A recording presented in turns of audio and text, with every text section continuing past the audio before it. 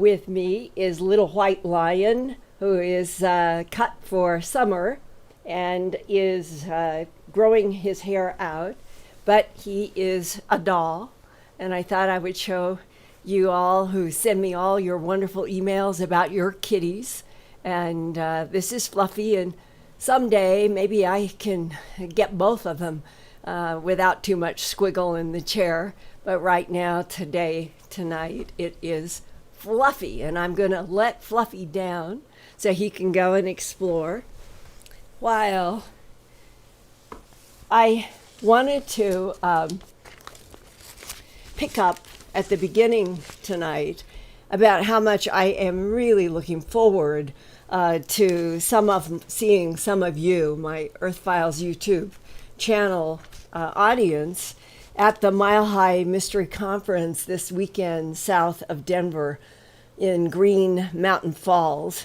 It's really a beautiful small mountain town there west of Manitou Springs.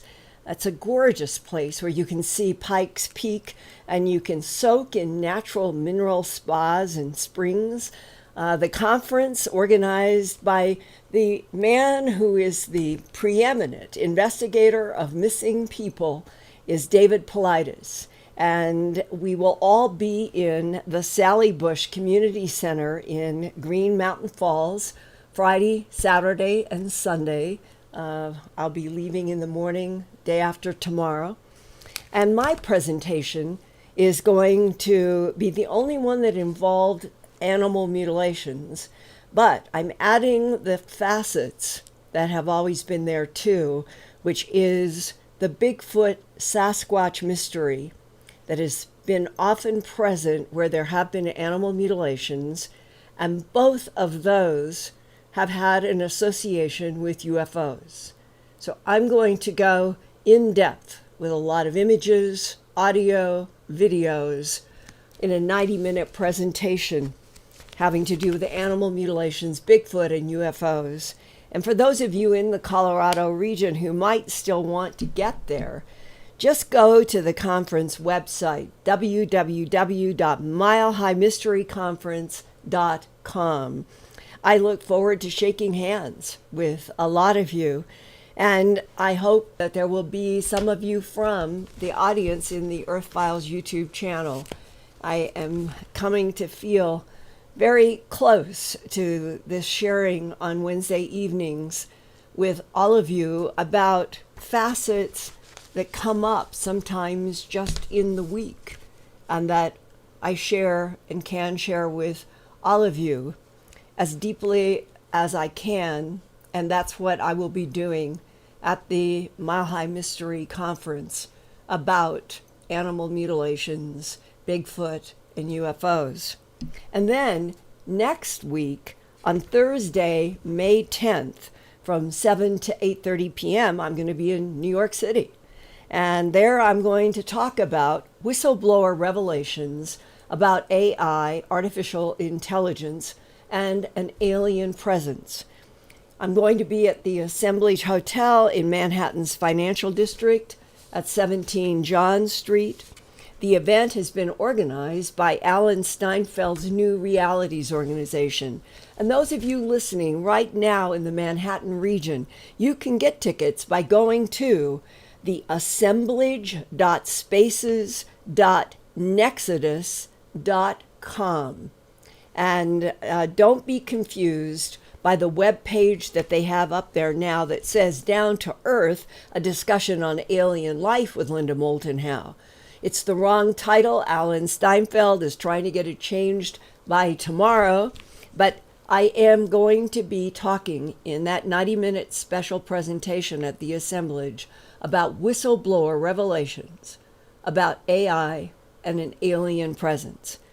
Now, the assemblage hot link is also in my own earthfiles.com website. You just go to Earthfiles. You'll be on the headlines page, and on the right, there will be a column of various categories in my big website, and there's one called Conferences and Appearances. When you click on that, you will have everything that I'm doing, and with hot links to all the registration and tickets. So that's there for the assemblage in New York City. And from there, I fly to Vermont, and I'm going to be going up to Vershire, Vermont, beautiful, also another mountain community. And there, a half a dozen of us will be speaking with a smaller group of people who are especially interested right now about how opening up the truth of a non-human intelligence in this universe, that it has been interacting with our planet for millennia. And this crack, this opening up the truth, the big headlines that we're all waiting for about we're not alone in the universe, this will be the determiner of the next phase of collective human evolution. It has to be, and if it comes this year, which I hope, we will really, truly turn some kind of corner in the big 4.6 billion years of evolution of life and consciousness on planet Earth. Now, last week, in my 3-hour coast-to-coast AM radio broadcast, 2 of my half hours were about the mysterious mind-body illnesses that have affected 24 American and 10 Canadian diplomats in the Cuban Embassy so badly that they had to leave. Their various symptoms have been different person to person, including headaches, dizziness, fuzzy vision, losing balance, not being able to think straight, and even some hearing loss. On October 12th, 2017, only a few months ago, the Associated Press was the first to release a short 6-second recording of one of many strange sounds recorded by investigators in the Cuban Embassy. And you can hear that sound at my website, earthfiles.com. You go to the headlines page. There will be a phenomenon radio banner. You just scroll past that. You will immediately come to mysterious brain concussion injuries in the Cuban Embassy. It's a 2-part in-depth report that I did in tandem with my Coast radio broadcast on April 26th to 27th. Now,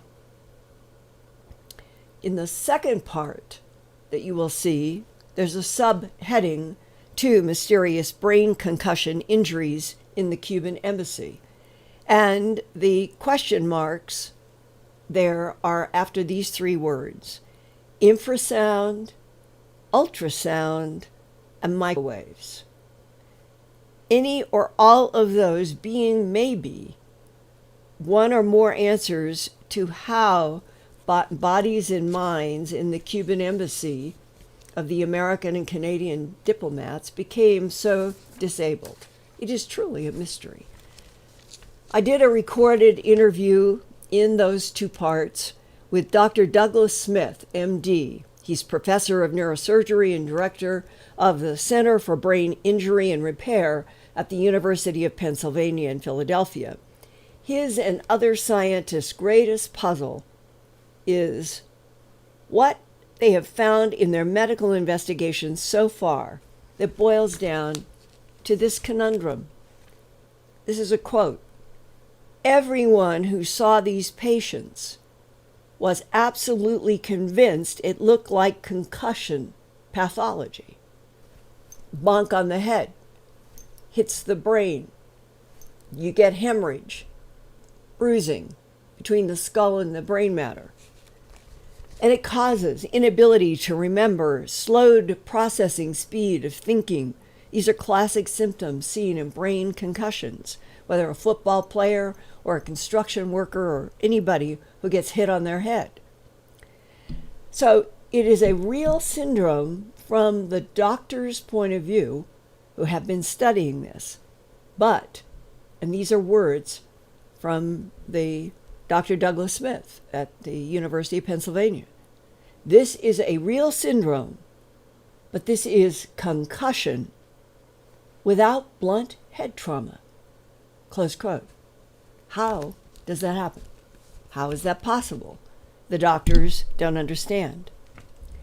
Well, since my April 27th Coast reports, I have received many emails from audio engineers, military people, and even a crop circle researcher who wrote this, quote, "Hi, Linda, listening to your dangerous sound reports provided and the audio provided by Associated Press. This is the 6 seconds that I have embedded in my part 1. And I am most reminded of a sped up version of something not very different from the so-called grasshopper warbler from the White Crow organized crop circle research, in which a recording was made on June 18, 1989, in a crop formation at Cheesefoot Head in England. I was able to extensively study that recording myself, and my study revealed that the warble had the odd effect of having exactly the same number of cycles per burst always, something repetitive. Since biological organisms do not generally have this kind of accuracy, my conclusion was that the warbler was a sound produced by technology rather than biology. The spectrographic display of the sound you have in that Cuban Embassy Earthfiles audio in your report is interesting, but will not show what I am describing. One needs an oscillographic display of the sound so the individual cycle counts and any modulation are displayed. And I can hear a slight modulation near the end of that 6-second recording by Associated Press that sounds like the sound is pulsing rapidly in some way, maybe 10 to 20 hertz. And that could be very important. But here is a real curiosity that gives further information away. One woman, crop circle researcher in Britain, did an experiment when I asked her, and she plugged her ears with her fingers. This is talking about the man emailing me. He did all this crop circle research about that sound from 1989. So he's asking a woman who is a researcher in the UK to put her fingers in her ears and plug while they're hearing this sound that he's recording, this strange warble sound that in the late 80s and the early 90s, a lot of people heard this strange sound in association with the sudden appearance of crop formations in England. Now, when he has her put her fingers in her ears, she said there was no discernible change in the sound, which is quite peculiar for high-frequency sounds like the crop circle warbler, and that it reminds this man writing to me of the Cuban Embassy sound. So, he says, to me, this hints that the crop circle warbler sound was not acoustic. It was a sound perceived inside the brain or mind, directly, rather than through the usual eustachian tube, eardrum, hearing channel. Therefore, the strange warbling sound could be something quite different from any acoustic regular sound, close quote. Now, a lot of people have been asking me in emails about the possibility of an alien, non-human presence being involved with the Cuban Embassy syndrome. And that ties into what this man doing the crop circle research, what his bottom line came to. If you can plug your ears and nothing happens to the intensity of the strange sound, then maybe it's being beamed in some way right into the brain, bypassing any need to use the ears. What would do that? What could do that? Well, one emailer sent a copy to me of the March to April 1971 Aerial Phenomena Research Organization, known as APRO. They did a bulletin. And this is a 3-page article by Robert Barrow. He was an APRO field investigator from Syracuse, New York, and he served as a technician in the U.S. Air Force Hospital in Texas. And he began this article in APRO this way, quote, For over 2 years, I've worked around the therapeutic ultrasound machine, an expensive device used mainly by physicians and in areas of physical healing. It is employed in treating patients with waves of high frequency, but the sound is inaudible sound vibrations. The science of therapeutic ultrasonics pertains to frequencies from 20 to 500,000 kilocycles. And when used in small controlled doses, ultrasound treatments benefit patients suffering from tight muscle spasms and muscular pains.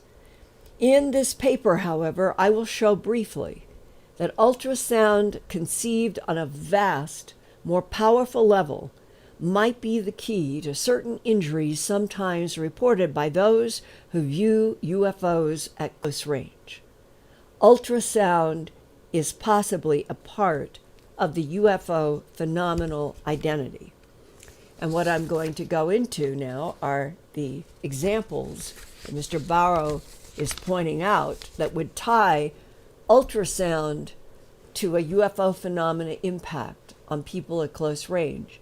And for those who have been following my work with John Burroughs in Phenomena Radio, you know that we now understand that John, who was engulfed in light twice at R.A.F. Bentwaters Woodbridge, and the only person who was, and then ended up suffering eye damage, heart damage, in which he had to have emergency open heart surgery in 2013. Part of the information that went to the doctors that saved John Burroughs' life was that UFOs, the unidentified aerial phenomena of the famous now Conundrum report, made by the DI-55 intelligence group for the Ministry of Defense, says right in the report that Rendlesham Forest, the event that John was in, is an example of high frequency, and we now know it's terahertz frequency, being emitted from UFOs, unidentified aerial phenomena, as the British say, UAPs. UAPs and UFOs, one and the same. They emit terahertz frequencies that can manipulate human minds and damage human tissue. And what is the most vulnerable organ in the human body to something of a terahertz frequency? It's the heart, because the heart is chambered. It has hollow sections. It can vibrate in resonance with the frequencies. What exactly has happened at the Cuban Embassy over the last several months to all these people? So that's the big box in which I'm now going to go into a fascinating report. I did not know about it until this week, published in APRO, and it is, Mr. Barrow is writing about his title, quote, UFO ultrasound key to injuries in the human abduction syndrome. So starting with some of his observations, think about this in terms of what happened at R.A.F. Bentwaters, but more specifically, what has happened at the Cuban Embassy and why, that may or may not relate to ultrasound. And here we go from APRO bulletin in 1971 by this Air Force guy who is working in a hospital and working with ultrasound, and writes, quote, as sound travels through body tissues, it becomes absorbed and changed into actual heat. Now, one of the symptoms that was observed in some of the people in the Cuban Embassy was they're suddenly feeling very hot, becoming extremely alarmed at how hot they were becoming. And it could be somebody in one specific room, one part of an office, and everybody else was unaffected. Very much a point source in the Cuban Embassy. Extremely strange. But ultrasound on a high frequency, very controlled, is what this man is suggesting could do some of this. Consequently, temperatures elevate in the skin and underlying tissues and arterial blood flow increases. Even responses like reddening of skin and inflammation of the treatment area in overdoses can occur. Red skin, we've always associated with microwaves. Well, maybe ultrasound could be a frequency involved in UFOs and abductions that not a lot of us have given much thought to until recently. Swelling can also result under extremes of ultrasound, so we can state that low-intensity ultrawaves reactions can moderate force results of paralytic characteristics, and waves of extreme high intensity produce usually destructive consequences. So you can use ultrasound at one frequency to repair muscles, but at another frequency it can destroy them. The latter two forms have no place in medical use. However, there exists an impressive number of cases on record by UFO sighting witnesses who report ill symptoms following their observations. At this point, we must cease thinking of ultrasound in therapeutic or good mankind terms. Instead, consider ultrasound on a much enlarged scale. Imagine ultrasound as a primary force inherent in something as reportedly powerful as a UFO. Ultrasound requires a medium through which to travel. In medicine, it is a clear jelly or even a layer of mineral oil applied as a go-between, connecting sound transmitting apparatus of the ultrasound machine and the body area to be treated. Well, how could a UFO, for whatever reason, emit sound waves without a similar medium between the human or the animal and the UFO if they are using high-intensity ultrasound? He says, the question is a serious drawback to the UFO ultrasound theory, or is it? Ultrasound's use in fog dissipation and sonar is known. It is not likely that UFOs appearing in fog-saturated areas or rainfall could easily send out sound waves, or perhaps UFOs possess their own medium. A number of them are reported to be temporarily impregnated with strange odors, ranging from ammonia to sulfur, or something that may have served as a conducive medium for ultrasound. Perhaps we could say that the UFO can use Earth's air itself as a good conductor for waves of intense force. It is a scientific fact that an overdose of ultrasound can cause burns. It can cause redness in the skin due to inflammation from underneath. It can cause aching. It can cause tingling. Some of the Cuban Embassy people said that they felt tingling in their appendages of their fingers.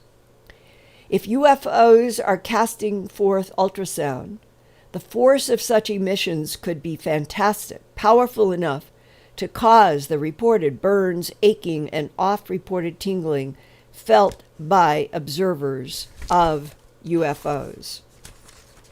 Now, following up that came an email to me from a man who is currently reading Sight Unseen. It was published in 2003 by Bud Hopkins and Carol Rainey. And Bud Hopkins, for those of you who may not be familiar, was one of the pioneers in the investigation of missing time in people in the abduction syndrome who could be in their car, could see a needle on their speedometer at, say, 65 miles an hour, and they're checking their speedometer because they're hurrying and they don't want some policeman to stop them. So they look at their speedometer, and this is one very specific case, and the 65 mile an hour needle blurs. And the next thing that person knows, they are 50 miles from where they were. They're in their car. They're stopped on the side of the road, and the only thing that they have in their mind that is like dominating their thought was looking at that speedometer to check to make sure that they weren't speeding, and they see the needle blur, and they've lost an hour, 2 hours, 3 hours, and that is the key later to hypnosis. When people remember these strange moments, the blurring of a speedometer, the owl sitting on their fence, that all of these people who say, I feel like I'm in two places at once. I'm standing on the road by the side of my car, but I'm inside of a strange round room with strange beings. Those two simultaneous at the same time. Those are the entrance points for hypnotherapy. Bud Hopkins did lots of hypnosis. And what is interesting is that tying all of this together to the fact that there have been lots of questions, investigations about the use of frequencies by the UFO phenomena on people in the abduction syndrome that have had all kinds of impacts on their minds and bodies. Now, so this is quoting from Chapter 5 in Bud Hopkins and Carol Rainey's 2003 book, Sight Unseen. At Walter Reed Hospital in 1973, Dr. Joseph Sharp participated in an experiment with pulsed microwave audiogram. Dr. Sharp sat in a soundproof room while electronic signals were broadcast toward him in the frequency range of the electromagnetic spectrum that carries microwaves. And those are usually inaudible to humans. There was no receiver, no electronic translation device anywhere around him in that room. Yet, in a direct transmission to his brain, Dr. Sharp clearly made out specific words telepathically. How was that possible? The microwaves causing microscopic thermal expansion of the brain tissue itself, not having anything to do with the eustachian tube, the eardrum, the hairs, the auditory nerve. This is interaction directly with brain tissue. Had apparently directly stimulated the area of the brain that processes language. The human ear's need for an audible pulse with a lower frequency and longer wavelength was entirely bypassed. 1999, in that extraordinary 7-hour meeting with a man that I have mentioned, there's so much content from that 7-hour meeting, I could keep mentioning it a lot. It was December 1999. He told me that our government began to understand that some of the rods, some of the pieces of various kinds of equipment that humans didn't understand what they were looking at were actually some kind of a translation technology, and that it interacted directly with the parts of the brain that the alien intelligences know how to activate in humans. It's the same exact statement as what's here. Now, that's microwaves. Moving on to infrasound in the book Sight Unseen, Chapter 5. Quote, a 1993 article in American Defense News discusses a Russian mind control technology called acoustic psycho correction. Apparently, demonstrated in laboratory experiments since the mid-1970s, the technology could be used to suppress riots, control dissidents, demoralize or disable opposing forces, and enhance the performance of friendly special operation teams in the military. Close quote. In 1991, after the fall of the Soviet Union, Janet Morris, a defense consultant to the U.S. Marine Corps and the U.S. Army, was invited to Russia to assess possible commercial applications for this technology. She and her team witnessed a demonstration of acoustic psychocorrection. Mind control technology is what we're talking about here. That Morris, an expert in the field of non-lethal weaponry, found intriguing. She described it as, quote, infrasound very low frequency type transmission, in which the message is transmitted via bone conduction.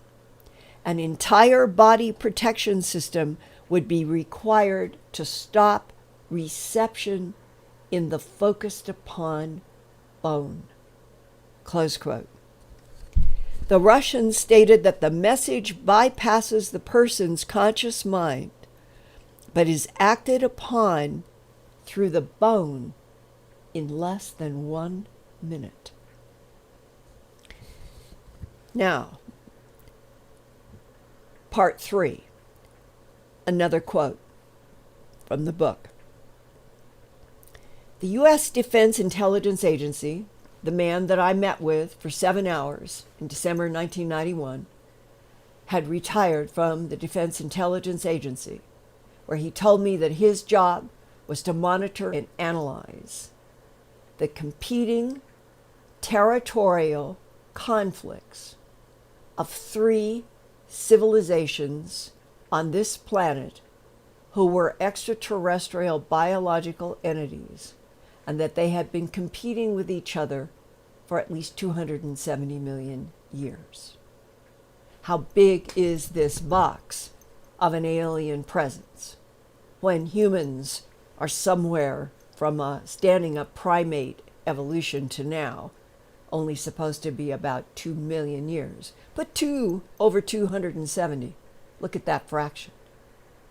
If this man was studying the competition, the conflict of 3 competing extraterrestrial biological civilizations that have been terraforming, harvesting genetic material, interacting with this planet, creating all kinds of Earth life through the manipulation of DNA, he said to me in that 7-hour meeting, he said, Linda, there really were unicorns.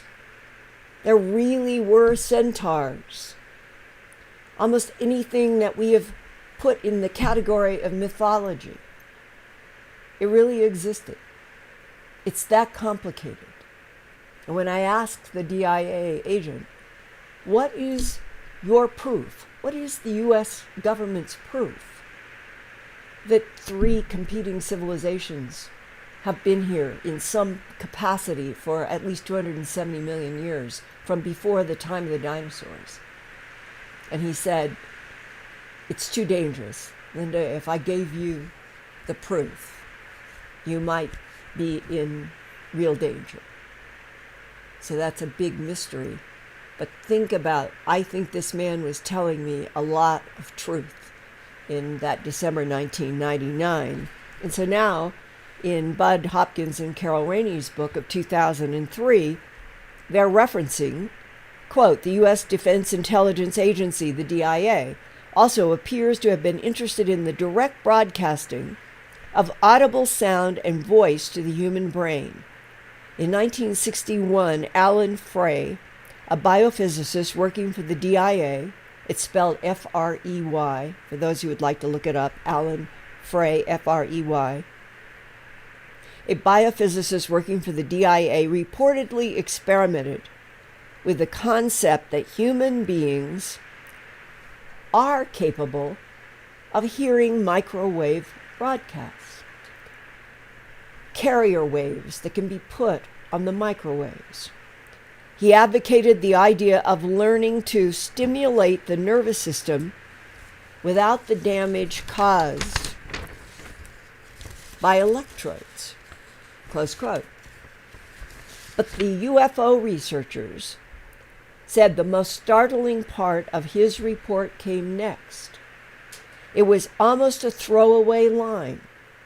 In his experiments, Frey said, subjects experienced the intracranial microwave transmissions as humming, buzzing, or knocking sounds that are all three linked and associated in the presence of the UFO craft and are especially linked to 4-year-olds who wake up in their little cribs or beds and they hear what they say to their parents that ultimately gets to some of us doing investigations. If they think there are bees in their closet. Or Whitley Strieber, back before he ever wrote Communion and was having the interactions in the forests in Accord, New York. He told me there at the cabin that he and I believe his wife Anne and his son and some other people were there, and they heard what sounded like knock, knock, knock on the walls and the door, and they would go and there was nothing there. In southern Colorado, in the San Luis Valley. That is one of the interesting reports from people where there have been multiple animal mutilations, multiple UFO sightings going back into the 60s, 50s, and before. And there was one rancher who was waked up out of bed with a knock, knock, knock at his door and ran to the door, opened it, and was there in only a few seconds. And there was no one there. Why would an alien presence, a singular alien presence, 2 or 3 interacting with our planet, choose to manipulate directly with the brains of humanity over the centuries in such a way that when you jump to the Con-9 report, the DI-55 Unidentified Aerial Phenomena report, that John Burroughs and I and Grant Cameron and Nick Pope and so many of us, we've talked about this report now for the last 3 years, became so important after John Burroughs was saved in open heart surgery in December of 2013. And that report that says right in there that the frequencies emitted from UFOs can manipulate human minds, and it goes into details, allegedly from hard knowledge that the DI-55 had in putting together this 460-page report for the Ministry of Defense and delivering it back in 2000. And then, for reasons that nobody has ever explained, it just quietly ends up on some shelves in 2006 with stamps unclassified over the original UK eyes only. A highly classified document that is classified for 6 years and suddenly in 2006 was quietly unclassified, but John and I and others didn't learn anything about this report's existence until around 2011 and 12, and it became paramount for doctors that were trying to help John Burroughs and didn't understand what was wrong. And then what do we learn? We learn that doctors working for the CIA, the DIA, our intelligence agencies, necessary work, important work. The more I have learned about what people like Kit Green have done inside of their work for the CIA, the more respect I have for so much that they have been challenged by and have not understood, one of them being, why is it that some people like John Burroughs ends up at age 20, 21, having a heart murmur that he didn't have when he went into Lackland for his physical. And a year later, when the only drama in John Burroughs' life was being engulfed twice, December 26th and December 28th, 1980, at Rendlesham, in the Rendlesham Forest at R.A.F. Bentwaters Woodbridge. He's the only one who was engulfed in light twice. Adrian Bustinza, walking beside John on that third night, December 28th, reported that the light he felt, Adrian Bustinza, a sergeant, he felt as if the light itself that was engulfing John pushed Adrian to the ground. He said, the light pushed me to the ground, and the red-orange light came all around you, John. And John doesn't remember anything. His mind is still a blank, but Adrian remembers that very, very specifically. Under hypnosis, John Burroughs, to the question, in that light that you are seeing under hypnosis, and what Peniston said he thought was a craft, are there any intelligent beings? And John Burroughs answered, the light is the life form.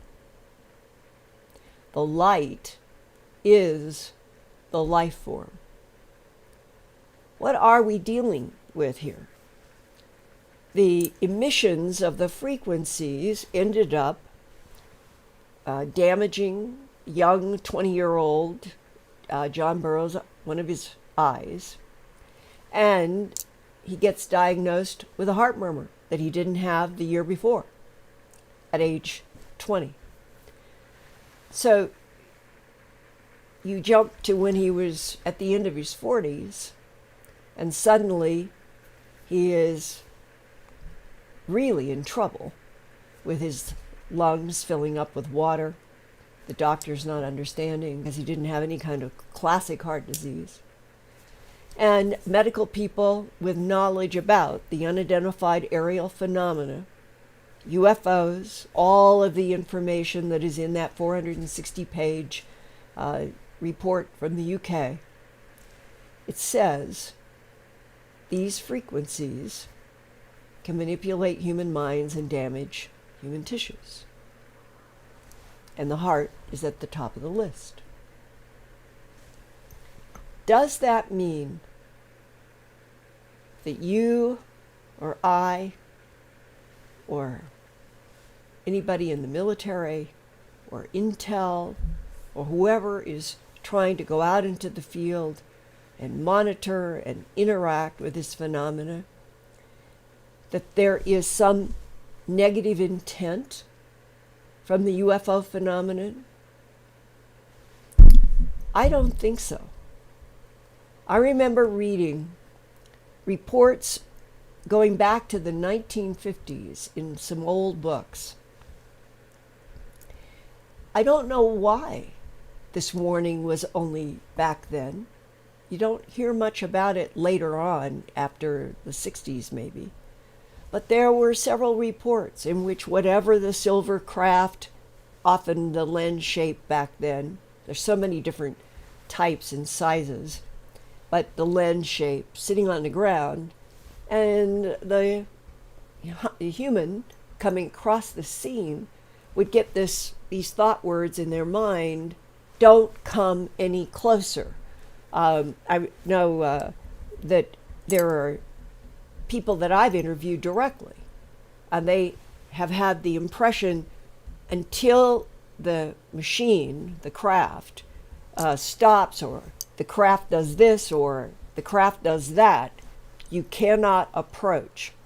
When I went to Brazil in 2002 and spent 2 weeks in Corguinho, this extraordinary case where the body imprint of the farmer was on a cotton, like a sheet blanket. It was used like a sheet, but was kind of blankety, woven cotton. His body imprint was on that cotton. The same exact body imprint was on the wooden ceiling of this humble house. And I was able to get pieces of all of it to various investigators in Philadelphia and beyond, and learned that there were extraordinary, that the fibrils on the cotton were the only part that had turned dark.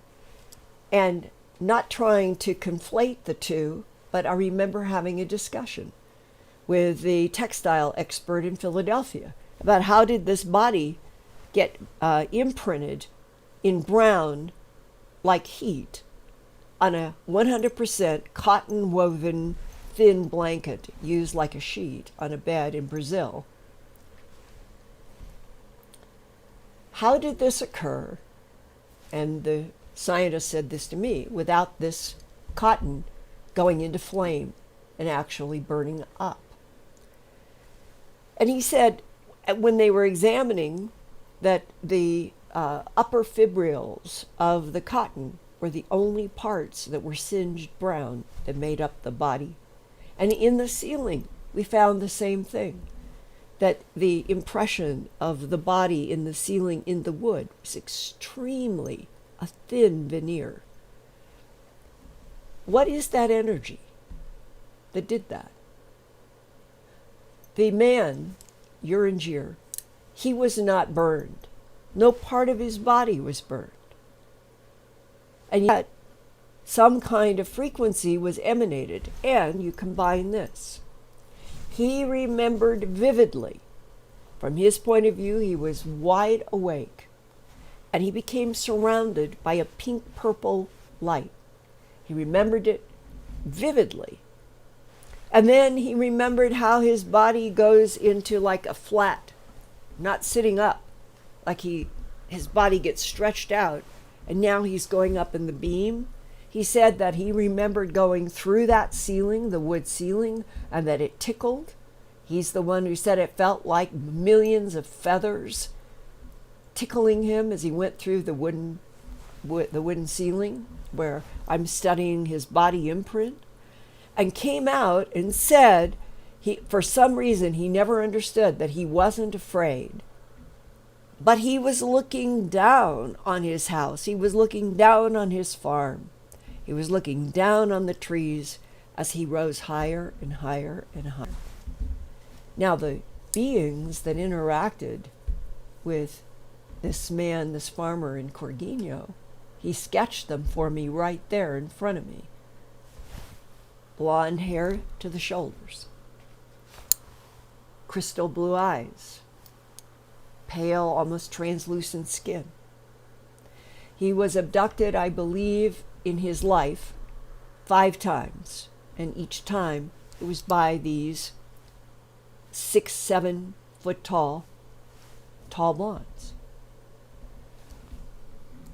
The communication that he was left with from them was, there can be knots in time. They have the ability, when I say they, I'm talking about these blonde beings that he was dealing with, again, only telepathically, using technology that involves resonant frequencies. They can hone in some mathematical way. If they want to go back in time or they want to go forward in time, they do it through some kind of resonating frequency, a mathematical computation. And that is how they can see past or future. Now, these are very simple words that I'm saying. I don't pretend to understand the complexity of time travel at the level of beings that move point to point in the universe.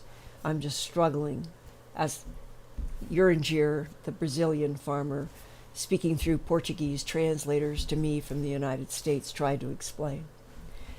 But here's the important part he left me with. He said, 2,000 years, they went back 2,000 years. And the reason that they went back 2,000 years is they were trying to do a cushion shot. This was his word translated through the Portuguese, like on a pool table, a cushion shot. You take the stick and you aim the ball at here to bounce over here.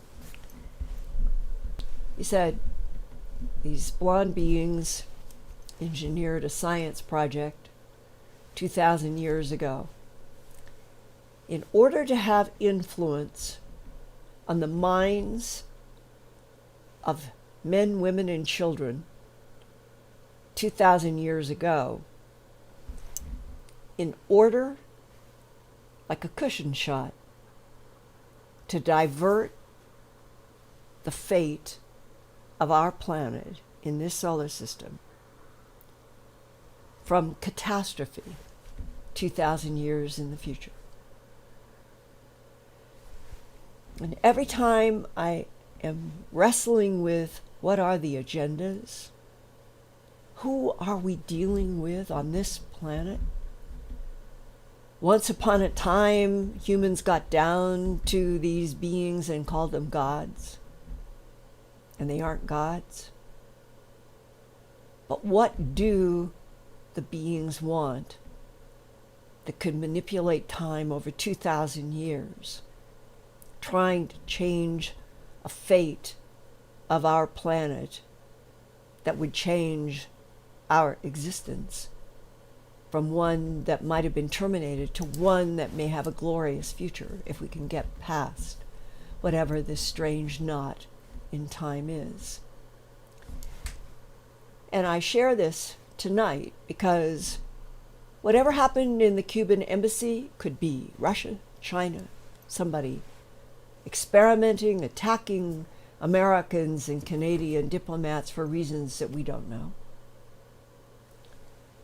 Or they could have been targeted by frequencies in manipulation by some of the alien presence, again for reasons we don't know. Or maybe there was something wrong with the electronic system in the Cuban Embassy, as some scientists have been postulating, and that there could have been some natural problem in the frequencies that made everybody sick. The third seems the least likely to me, but you have to put all the pawns on the chessboard. But what the Cuban Embassy saga is doing is making a lot of us start investigating again with new eyes and new thoughts. What is the wide range of ultrasound, the wide range of microwaves, the wide range of infrasound?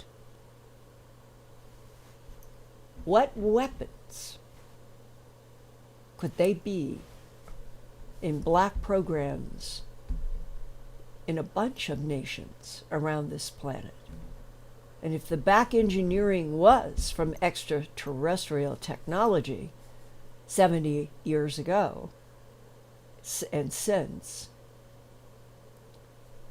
then studying these frequencies might help all of us understand better that we are on a planet where the technology that can manipulate us now can go directly to our brain tissue, bypassing our ordinary senses. The more I have thought about that, the more I think about what is happening right now in this decade going into toward the middle of the 21st century. I am fighting for, I know a lot of people are fighting for, we have to become educated about what the true advanced technologies are capable of doing on our Earth right now to all of us. And that in the end, if becoming conscious, if having those headlines, we're not alone in this universe and we never have been, would make the entire planet also begin to study and think and learn about what is invisible. They can put something right into your brain. And that all humans, every one of us in the 7.2 billion population and evolving, we've got to get smarter. We have got to understand more, not in fear. I feel no fear. I think we have allies. No matter what they look like, no matter how tall, no matter what they are, I think we have allies. And that in that allyship, in the next 10 years, I hope they are revealed.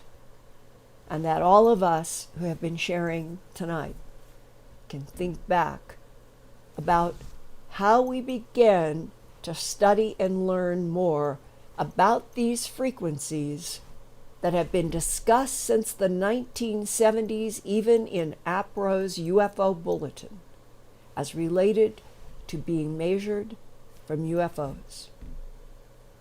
While we evolved in civilizations that basically have been left out of the loop and we don't have knowledge. If tonight my sharing with you on my Earthfiles YouTube channel helps any and all of you to start studying more, becoming more aware, it might help you someday separate the truth from a manipulated chaff. And on that note, I want to thank you for being with me on this journey tonight into sort of difficult information, but a big mystery in the Cuban Embassy that could tie to everything that I have brought up in some way, and that I am glad, at least, that we're sharing this, and I hope some of you will continue to give me feedback from your professional lives, your military lives, on what you know about the current 2018 application and use of microwaves, ultrasound, infrasound, and other frequencies such as terahertz that might help me keep updating all of you on what is the great mystery, our relationship with an alien presence in a universe in which I truly hope we are going to reach out through the solar system and we will survive in spite of having been kept so ignorant for so long under policies of denial. All right, Lori, what about a question? All right, so I would like to first thank Respiritu, Minnesota folks, Betsy Richardson, and Super Marine Spitfire. Thank you so much for all of your awesome super chats. Yes, I really, and Fluffy's with me right now. He just jumped up behind me in my chair, and Fluffy says, thank you too. Our first question is, I have heard reports that Linda has or was offered a tape of the Holloman Air Force Base UFO landing incident. Is this true? This is a very good question. Remember, this is going back to April 24th, 1964, and that back then what they had was 16 millimeter film, maybe even wider film, but that what happened in that meeting, as I understand it, they had 2 or 3 helicopters in the sky running cameras, and they had 2 or 3, I think it was 5. Here, I'll put Fluffy down so I can concentrate better. They had 3 helicopters up, I believe, and 2 ground cameras. And what I was told back in 1983 in April, when I was working on that HBO project, and I had had the meeting with Peter Gersten in New York when I signed the contract at HBO. And then Gersten set up that meeting at Kirtland with Richard Doty, a special agent for the Air Force Office of Special Investigations. That's the first time in that meeting that I was reading that briefing paper for the President of the United States and talking with Doty and then other people later, is that there was a meeting under Project Sigma that would have been controlled by MJ-12, CIA, NSA, and that in that meeting was an exchange. We gave back some bodies that we had for reasons unknown. We took technology from the aliens, and that the meeting then was official, it was organized, but the part that I was supposed to be able to tell in the HBO special was the meeting was supposed to be at 6 a.m. on April 25th, 1964, and that they got a communication between the Ebens. These are the ones they said were organizing the meeting, and there was another type with them. And that the Ebens, somehow the communication, the Ebens came down at 6 p.m.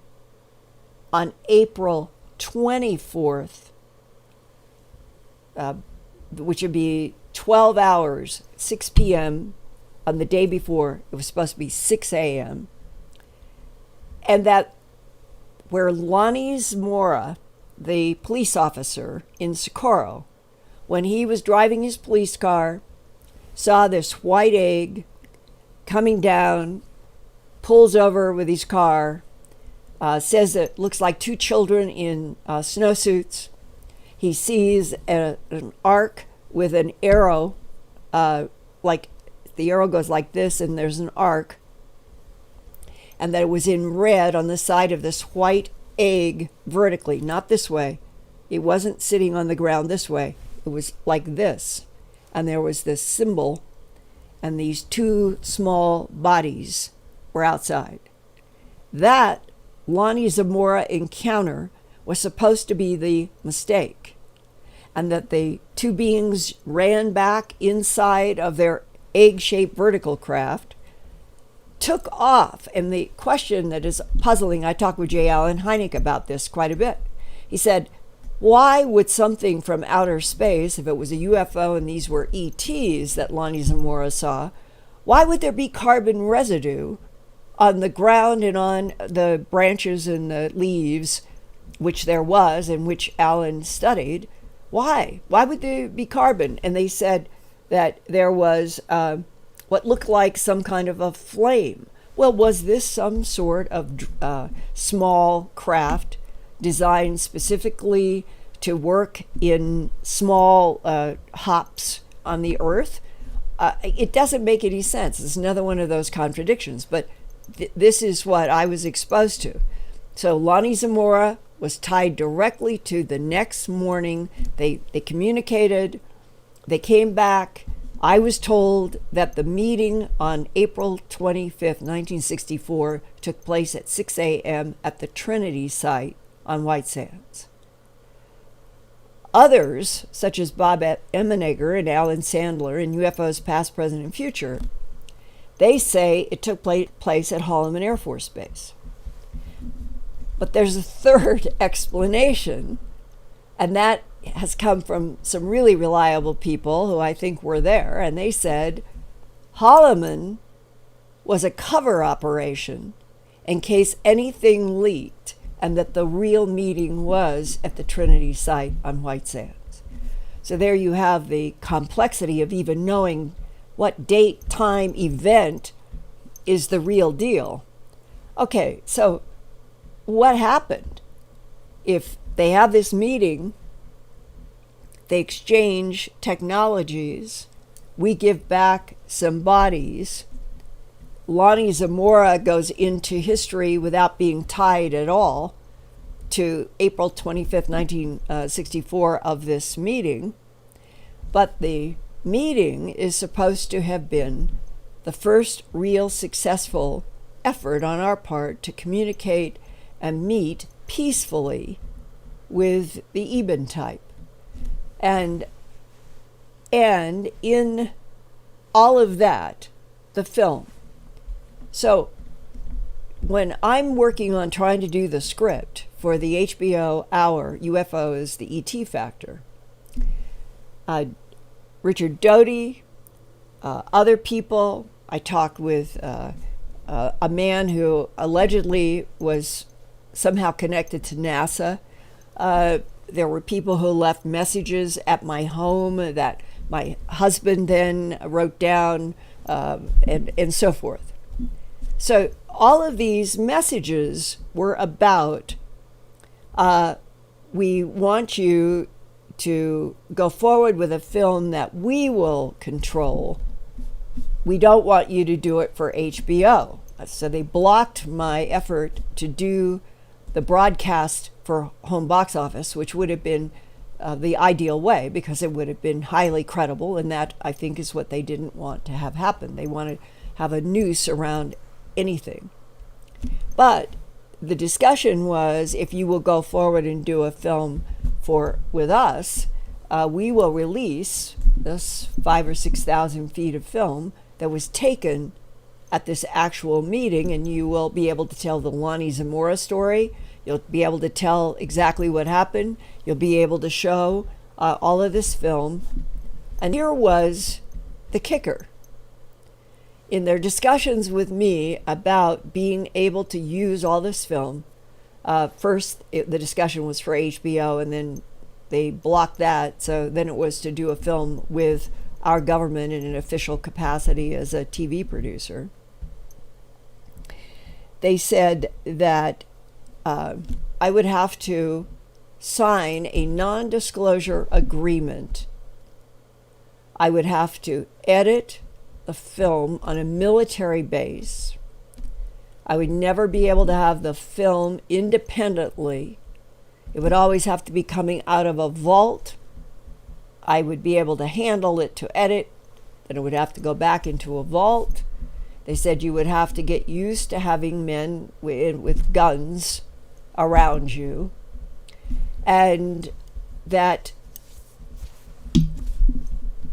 the film, when I ask, has it been transferred to non-nitrate? Have you done something to make sure that it's going to be on a stable format? We actually went into discussions about all of this film and my needing a copy that would have what is called edge numbers, so that I could edit this valuable top secret film on a flatbed, because that's the way we would do it. And that, if you had been in the nitty-gritty discussions that I had about edge numbers, the state of the film, all of that, you would know that it would have been really highly unlikely that all these details were being discussed about something that did not really exist. I'm convinced that film is there. And then Bob Emmenegger told me that it was the same thing with him and Alan Sandler. They were going to get the same film from the Pentagon, from General Weinbrenner's Making It Okay, and that they were doing UFOs past, present, and future. There was in the 70s. My work was in 83 to 84 trying to do the HBO project that the government blocked. But back in the 70s, Bob Emmenegger and Alan Sandler were working on UFOs past, present, and future. And Bob said they were told they were going to get this film of the Holloman meeting, and that he had seen with his own eyes a strip of some part of the film that involved when these were 3 eggs horizontal, not in a vertical. The Eben craft are supposed to be the ones that look like white eggs, and that the 3 eggs came down 2 above. They use a a triangular offensive-defensive pattern, he said. 2 above and 1 below. The 1 below is the one that settles on the ground, and the other 2 stayed firmly right above in a protective way. And that some kind of an opening came, and we had our military and a scientist to meet with who was going to come out of this egg in this formal meeting. And that I've heard different versions, whether the side, I've heard this where it looks like something quivers, or there's like a reflection in the side where there's no lines and no appearance of a door, but all of a sudden something will visually change and there is some kind of an opening. And 2 Ebens came down some kind of a ramp and met our military scientists group. But what came out right behind the 2, the Ebens have the pear-shaped heads, and they almost always have on some kind of a leotard, was a being taller, a ropey headdress up over a knob, like a part of the head went up higher, eyes, vertical pupils like a reptile or a cat, huge beaked nose, holding a black rod that had a spiral going around it. And that is the current Reagan administration briefing about non-humans that falls into the category of the archeloid. And the archeloid is supposed to be one of 5 species interacting in our solar system in the Milky Way galaxy that was genetically manipulated by the Ebens in some sort of a hybridization, and that the archeloids could be related to the Anunnaki and the Sumerians. And that would mean that you can have a prime intelligence like the Greys. You can have a prime intelligence like the tall blondes that dealt with the man in Brazil on the farm. You can have a prime intelligence that it would fit what William Mills Tompkins said were 8 to 10 foot tall reptilians. Those would be the prime intelligences. But they all make androids, robots, cyborgs even. And that is what is sent out to other planets and other solar systems. That the Ebens placed the archeloids on another planet. They placed others on a list that they hybridized. So it would be that in the universe, if all of this is true, and that our planet has been involved with harvesting of genetic material and gold and various things that this beautiful, beautiful planet with all of its water has been able to provide, that the gray Ebens and others, they wouldn't even have to leave their home planet. They just make these waves of intelligences operating in craft of self-activating software that can go anywhere in the universe. Well, a lot of it going point to point, bending space-time. Colonizing planets then becomes the territorial reach of the prime intelligence. You send out hybrid archeloids, and they take over a planet in a solar system. You send out the next on the list that were the quadloids. It said right in the Reagan briefing, they were a hybrid of praying mantises and lizards. And they get put on a planetary system. And when you pull back from all of this, the remote viewers who have said the universe is teeming with life, its prime intelligences hybrids, androids, robots, and a tremendous amount of self-activating artificial intelligence. And that's been hard for humans to grasp. But maybe we are at the cross section, the intersection, where maybe in another year or two, we can come together in these YouTube channel discussions and talk about a whole new depth of understanding if they will just open up the truth. We're not alone. We never have been. And we're a species that has been manipulated by a lot of other alien presences. But as I have said, and I'll close on this note tonight, there's not a question in any fiber of my being that we don't have souls, and those souls are the most important part. And that, as one Eben told an Air Force captain at Los Alamos, and I think you can take this to the bank, even if it was telepathic, reincarnation, the recycling of souls, is the machinery of this universe. What we don't comprehend yet is precisely why was this universe made. For a lot of intelligences, and maybe not all of them have souls. Until next week, before I take off again, maybe we can, or maybe next week I'm going to be gone on Wednesday, so we'll have to wait until I get back. So wish me luck in meeting all these deadlines, and I thank you for tonight. I shared longer than I expected, but it seems to me this is all really important for all of us to think about, and I really look forward to your emails. And Lori, thank everybody who has contributed. Thank you, everyone. Thank you, Joseph and Ziggy and Jeffrey. Thank you.